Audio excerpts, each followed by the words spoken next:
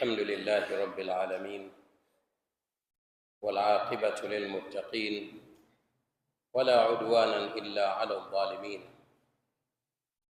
والصلاة والسلام على نبينا محمد وآله وصحبه أجمعين. فبعد، baada ya kumshukuru Allah subhanahu wa ta'ala na kumtakia rehma na amani kiongozi wa umma Mtume Muhammad sallallahu alayhi wasallam, pia tunamshukuru tena Allah kwa neema zake na rehma zake, bado anatuafikisha katika kuwepo katika mgongo huu wa ardhi, na tupo katika nyumba hii tukufu. Tunamuomba tulipe malipo ya wale wenye kukaa katika nyumba kama hii. Kwanza azithibitishe imani zetu.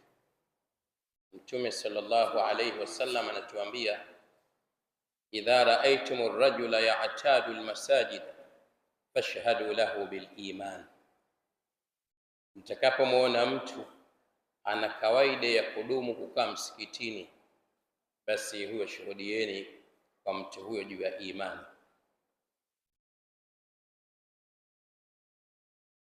Lakini katika hadithi ya watu 7 ambao watapata kivuli siku ya Kiyama, mmojawapo ni rajulun qalbuhu muallaqun bil masajid, mtu ambaye anatajwa rajulun, lakini hata mwanamke anaweza akachukua sifa ya rajulun kwa yale matendo yake. Wanawake utaona ni watu kwa nyumbani, lakini leo utaona ndio ambao wapo wengi kuliko sisi wanaume. Ina tafsiri gani? Kwa hiyo ndiyo mwanamke anaweza kachukua sifa ya mwanamume kwa mujibu wa matendo yake na ujasiri wake. Wewe unaweza ukamgomba mtoto wako kumwambia, tizama kama gana dume, ni kwa sababu ya yale matendo au ile sifa aliyokuja nayo wakati ule. Sasa anatajwa mwanamume rajulun kwa maana mwanamume, lakini mwanamke anachoweza akachukua sifa ya ugana dume na akaingia katika kundi hilo kiwasfu na kidaraja. Sasa wamesifiwa watu ambao rajulun muallaqun qalbuhu bil masajid, mtu ambaye moyo wake umetungikwa msikitini, kwa maana ya kwamba si kwamba labda ametungikwa kama ile balbu unavyoliona hapo, lakini ule moyo wake uko kuliko ile balbu unavyoliona. Kwa balbu hufika wakati likasinzia ile au likazima kabisa kabisa, lakini kuna watu nyoyo zao daima ziko msikitini, hata kama yuko huko, lakini moyo wake unafikiria msikitini. Na ukifika wakati, ukikaribia wakati wa kuhitajiwa msikitini, hakosekani. Na mara nyingine anasubiria kabisa ule wakati wa kuwepo yeye, ambao analazimika kuwepo yeye msikitini, kwa maana wakati wa kutekeleza ile ibada ya swala ya jamaa anaisubiria kabisa pale pale, jinsi alivyodumu pale msikitini. Huyo ndiye ambaye Mtume sallallahu alaihi wasallam anamsemea katika hadithi mbili hizo. Moja za pale alipowataja watu 7 ambao watakuwa chini ya kivuli cha Allah subhanahu wa ta'ala, ambapo hapa tutakuwa na kivuli isipokuwa kivuli hicho tu. Leo duniani kila mmoja anaweza akatengeneza kivuli chake kwa kupanda mti, pengine chini ya nyumba yake apate kivuli, au kwa kujenga hema ili apate kivuli. Lakini huko hatuna uwezo huu wa kujenga wenyewe. Mjenzi ni mmoja tu, na kivuli chake atakachokijenga ni kimoja tu, na mwenyewe ndio atakaoingiza watu maalum wenye sifa maalum. Sasa sifa moja ndiyo hiyo.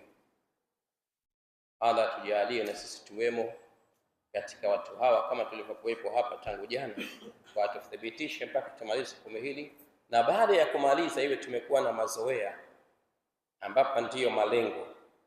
Tumekuwa na mazoea ya kuwepo mara nyingi msikitini, atuthibitishe hivyo. Nasema kwamba ndiyo malengo. Hapa tuko kwenye kozi hizi siku 10 hizi ambazo tunazitarajia kuwepo kwetu hapa. Allah atuthibitishe hivyo, iwe tunachukua mafunzo. Na hizi ibada tuzifanyazo hapa, moja tu ndio itakomeka, salatu tarawih, lakini zitabakia tena zote zitakuwa ni endelevu. Kwa tuwe na juhudi ya kuzitekeleza kama tulivyokuwa tunatekeleza ndani ya kumi hili. Tukusudie kwamba tuko katika mafunzo, tunajizoesha, tunasoma alafu tunajizoesha, ili baada ya kuondoka kwetu hapa tuwe ni wazoefu wa utekelezaji. Watukufu, wana itikafu, nimeambiwa nizungumze kwa ufupi kuhusiana na qiyamul layl pamoja na mwongozo wake. يقول الله تبارك وتعالى: أعوذ بالله من الشيطان الرجيم بسم الله الرحمن الرحيم يا أيها المزمل قم الليل إلا قليلا نصفه أو انقص منه قليلا أو زد عليه ورتل القرآن ترتيلا.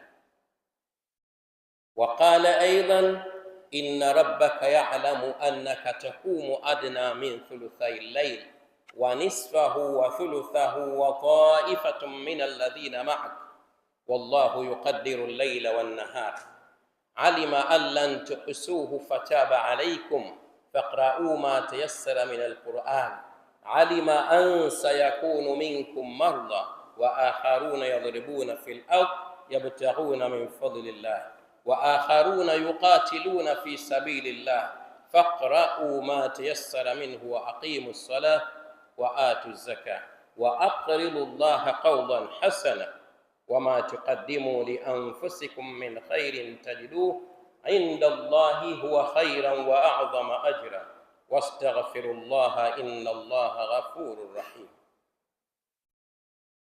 وقال أيضا: ومن الليل فتهجد به نافلة لك عسى أن يبعثك ربك مقاما محمودا. وقال أيضا: تتجافى جنوبهم من المضاجع يدعون ربهم خوفا وطمعا ومما رزقناهم ينفقون. وقال أيضا: كانوا قليلا من الليل ما يهجعون وبالأسحار هم يستغفرون. صدق الله العظيم. وقال رسول الله صلى الله عليه وسلم: عليكم بقيام الليل فإنه دأب الصالحين قبلكم وقربة إلى ربكم. Watukufu Islam, kwa aya hizi tulizozisoma na ambazo zimejaa tele ndani ya Qur'an na hadithi za Mtume sallallahu alaihi wasallam, hizi ambazo tumezisoma na ambazo hatujazisoma zipo nyingi tu, ambazo zinatuhimiza sisi na kuturaghibisha sisi kuamka usiku kwa ajili ya kumwabudia Mola wetu, wala sio katika mwezi wa Ramadhani tu, lakini iwe ndiyo kawaida yetu, ndiyo mazoea yetu. Allah subhanahu wa ta'ala alipoiteremsha suratul Muzammil akamwambia Mtume sallallahu alayhi wasallam: ya ayyuhal muzammil, ewe uliojifunika guo, ewe uliojifunika guo zito. Wakati huo Mtume sallallahu alayhi wasallam alikuwa amejifunika, amelala, lakini anaambiwa asimame. Ewe uliojifunika guo zito, qumil laila illa qalila, simama usiku isipokuwa kidogo tu. Nisfahu, nusu yake, au inqus minhu qalila, au punguza kutokana na hiyo nusu, punguza kidogo. au zid alaihi, au zidisha juu ya hiyo nusu, zidisha kidogo. Warattilil qur'ana tartila, na uipime Qur'ani kwa kipimo. Pale unapoisoma uisome kwa kipimo, sio kuruzi tu, uisome kiahkami, tena taratibu. Kwa hiyo Allah anamwambia mtume wake kwamba aamke, asimame, aamke usiku, asimame kwa ajili ya kumwabudia Mola wake, kwa ajili ya kusali na ibada nyingine ambazo zinafanyishwa usiku, za kusoma, za adhkari. Kwa hiyo amke, atekeleze ibada hizo. Hiyo ni amri. Ewe uliojifunika nguo zito, simama usiku. Tena Mtume sallallahu alaihi wasallam, hiyo ni amri kama ilivyokuwa ni amri. Kwa hiyo akaamrishika, akawa anasimama usiku anamwabudia Mola wake, tena akawa anasimama na maswahaba nao wakawa namuiga, na ni mahala pao na huko muiga. Bali si maswahaba tu, hata tabiina na tabi'i tabiina, na wale waliokuja na waliokuja na waliokuja na tunaokuja na watakaokuja, wanatakiwa sote tumuige Mtume sallallahu alaihi wasallam. Hiyo haikuwa takhsisi kwa mtume tu, bali mtume ni mjumbe, naye ni mwalimu. Ni mjumbe na ni mwalimu. Yeye ndio mtekelezaji wa kwanza, halafu anatoa ile darsa, anatoa ile elimu kwa umma wake, halafu na wao wanatekeleza.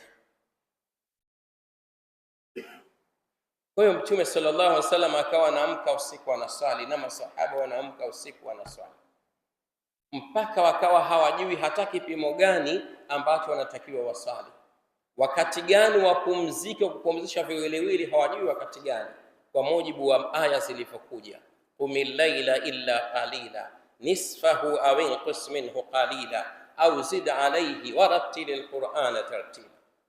Wakawa wanasimama mpaka kucha nzima, wanasali tu mpaka miguu na vimba. Allah subhanahu wa ta'ala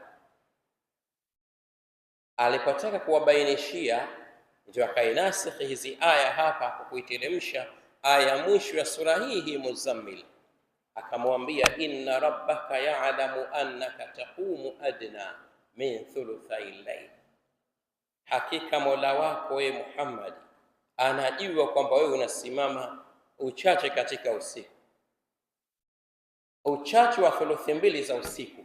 Annaka taqumu adna min thuluthay al-layl, uchache wa thuluthi mbili za usiku.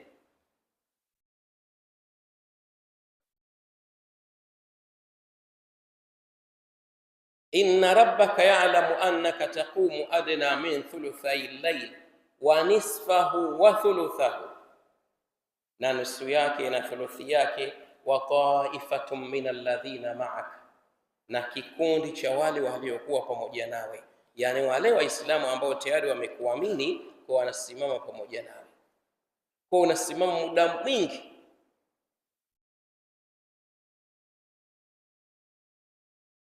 Taqumu adna min thuluthay al-layli wa nisfahu wa thuluthahu wa ta'ifatun min alladhina ma'aka wallahu yuqaddiru al-layla wan-nahar.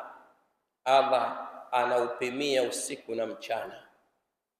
Alima an lan tuhsuhu, amejua kwamba hamutokujaweza hivyo kusimama hivyo muda wote siku zote, hamutoweza. Fataba alaikum, basi Allah amepokea toba kwenu, amekusameheni, kwa msifanye hivyo. Faqra'u ma tayassara min, basi someni kile ambacho kitafanya wepesi tu, yani someni kiasi kidogo tu katika Qur'an. Faqra'u ma tayassara min wa aqimus salata, someni kile kitakachofanya wepesi, yani someni kidogo tu katika Qur'an na msimamishe swala. Kwa maana msiswali usiku kucha, msiswali nusu siku, masaa 6 mkawanyi mnaswali tu au kucha, msifanye hivyo. Kwa Allah akaleta msamaha pale, wenzetu wakawa wanaamka usiku kiasi wanaswali, hata kama kupata rakaa 2 tu au rakaa 3 tu au 5 tu, lakini wakawa wanaamka kwa sababu ya amri zilivyokuja. Kwa hizi amri zilivyokuja ndio wakawa wanafanya hivyo. Ya ayuha almuzammilu qumi llaila illa qalila, lakini huko zikaja wa min al-layli fatahajjad bihi nafilatan lak asa an yab'athaka rabbuka maqaman mahmuda. Na wakati wa usiku fatahajjad, jikurupushe, jinyanyue pale katika malazi yako ulipolala, jiepushe na yale malazi ulipolala. Nafilatan lak, hiyo ni ziada kwako. Jiepushe, jinyanyue, jikurupushe usiku, swali usiku, ikiwemo katika swala ya tahajjud. Hiyo ni ziada kwako. Asa an yab'athaka rabbuka maqaman mahmuda, wenda Mola wako akakufufua katika msimamo mzuri, katika daraja iliyokuwa nzuri. Maqaman mahmuda, msimamo uliokuwa mzuri siku ya Kiyama. Kwa kufanya hivyo atakwenda kukufufua hivyo. Watukufu wa Islamu, aya kama hizi ndizo ambazo zinatuamrisha sisi tuamke usiku kwa ajili ya kumwabudia Mola wetu, ikiwa tunajipatia ziada. Sio wajibu, lakini ni ziada, na hiyo ziada hiyo ndiyo ambayo ina umuhimu. Ukipewa kazi na bosi wako ukaambiwa lazima ifanye hii, halafu ukaifanya hii, halafu ukaongezea, bila shaka utapata mapenzi makubwa kwa bosi wako. Sasa na hapa ukitaka upendo hasa kwa Mola, amka usiku, usali usiku. Ala inna sharafa almu'min qiyamuhu billayl. Sikiliza, hakika utukufu wa mu'min, utukufu wako ili upate cheo kikubwa kwa Mola wako ni kile kisimamo cha usiku, lakini utakachodumisha. Usiswali siku moja au mbili, hata kama itakuwa kucha, haitakupatia mapenzi. Ile amali inayofanywa kwa kudumisha ndiyo ambayo inapendeza kwa Allah, hata kama itakuwa ndogo. Hata kama itakuwa ndogo, lakini kama itakuwa inafanywa kwa kudumisha, kila siku upate rakaa 2 tu wakati wa usiku, umelala halafu ukaamka, unatafuta ukuruba na mapenzi kwa makusudi kwa Mola wako. Tatajafa junubuhum 'anil madaji yad'una rabbahum khawfan wa tam'a wa mimma razaqnahum yunfiquna. Watu wema wenye malipo mazuri, daraja kubwa, akuingizwa peponi. Tatajafa junubuhum 'anil madaji, huziepusha mbavu zao kutokana na malazi pale wakati wa usiku, kwa maana wanaamka usiku. Yad'una rabbahum, wanamwabudu Mola wao na kumuomba Mola wao. Khawfan wa tam'a, wakiwa na hofu na wakiwa na matumaini. Wana hofu ya kufanikiwa, wana hofu ya kukubaliwa. Hawajipi 100% kwamba tayari wameshakubaliwa, kama tulivyo wengi wetu leo. Tumesha swali tarawih hapa, tunaona kwamba tumeshakubaliwa tena moja kwa moja. Lakini waumini waliokuwa waumini wa kweli wanakuwa na hofu ya hiki walichokitenda, lakini wamekubaliwa. Lakini pia wanakuwa na matumaini kwa vile wameshamwabudu Mola wao na wamejitahidi, wamemuomba. Na tumewaambiwa msikate tamaa kutokana na rehema za Allah. La taqnatu min rahmatillah, msikate tamaa na rehema za Allah. Sasa kwa vile tumeambiwa hivyo, kwa hiyo pia na matumaini wanakuwa wanayo. Na hivi ndio muumini anavyotakiwa awe katika hali mbili, khaufan wa tamaa. Awe na hofu lakini awe na matumaini. Innal mu'mina baina makhafatayn, mu'min anatakiwa awe baina ya hofu mbili, baina ajalin qad madha wa baina ajalin qad baqi, baina ya muda uliokwisha na muda huu uliobakia. Huu muda uliopita, la yadri ma Allahu sani'un bi, hajui Allah nini amekifanya kwa ile amali uliyoifanya. Je, ameikubali au imetia rongi, haikukubalika? wa baina ajalin qad baqi, na baina ya huu muda uliobakia huku hujui nini Allah amekuhukumia kupita kwako. Kwa muumini awe katika hofu kama hizi. Kwa waumini wenye kupata daraja kubwa mbele ya Mola wao ni wale ambao wanaamka wakati wa usiku na wakamwabudia Mola wao, iwe Ramadhani iwe nje ya Ramadhani, inakuwa ndiyo kawaida yao. Wenzetu ndio walivyokuwa wakifanya hivyo, maulama, maimamu wakubwa ndivyo walivyokuwa. Wengine tunaambiwa kina Abu Hanifa walikuwa wanafanya ibada kucha nzima,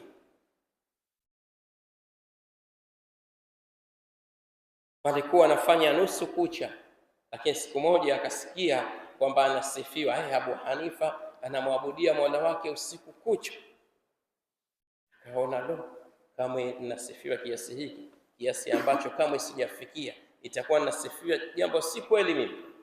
Kwa Mola wangu nikaenda nikaulizwa, ulikuwa unasifiwa hivi, tuhakikishie, nitakuwa na majibu gani? Sema bora nimalize ili nikiulizwa niwe na majibu mazuri. Kwa na nusu iliyobakia kwa anamaliza tena. Watukufu wa Islam, ala inna sharafa almu'min qiyamuhum bil-layl, hakika utukufu wa Muislamu ni kisimamo chake cha usiku, ndicho ambacho kinampatia cheo. Si hizi ibada za mchana hizi kila mmoja anaziweza, hata mnafiki, lakini wakati wa usiku mnafiki wataweza wapi kuamka ndani ya nyumba yake peke yake, hafanyi kitu hicho, lakini mchana kila mmoja anaweza tu.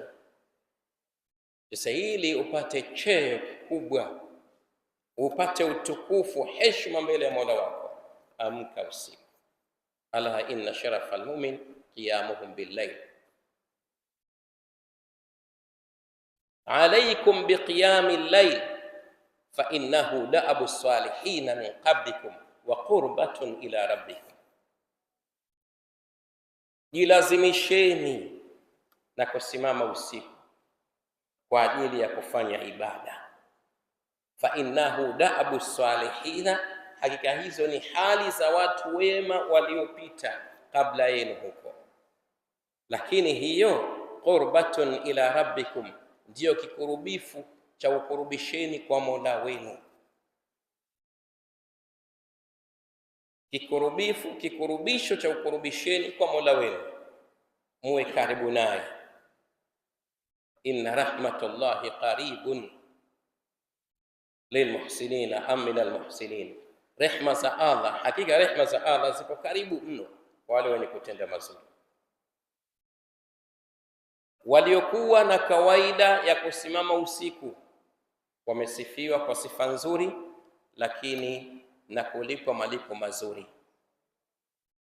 Wale tuliambiwa kanu qalilan min al-layli ma yahjaun, walikuwa hapa duniani qalilan, ni kidogo tu, min al-layli, katika usiku, ma yahjaun, ambao wanalala, ni sehemu ndogo tu, kupata mapumziko kidogo tu, kujipumzisha kidogo tu. Kanu qalilan min al-layli ma yahjaun wa bil ashari hum yastaghfirun, na wakati ule ashari wa kuladaku,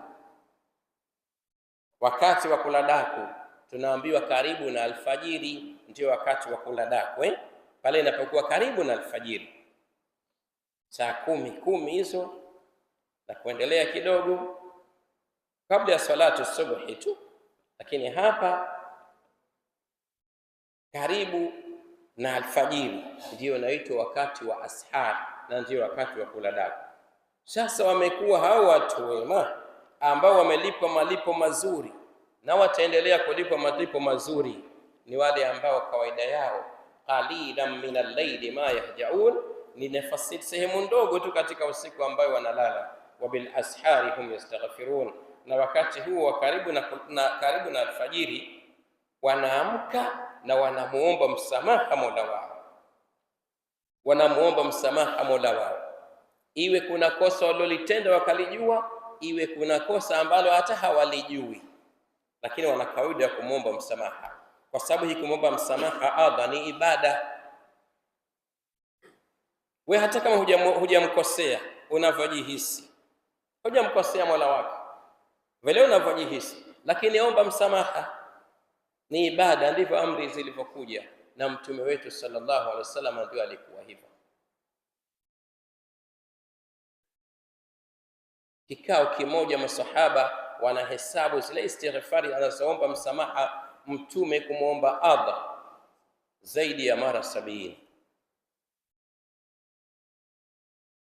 Mtume sallallahu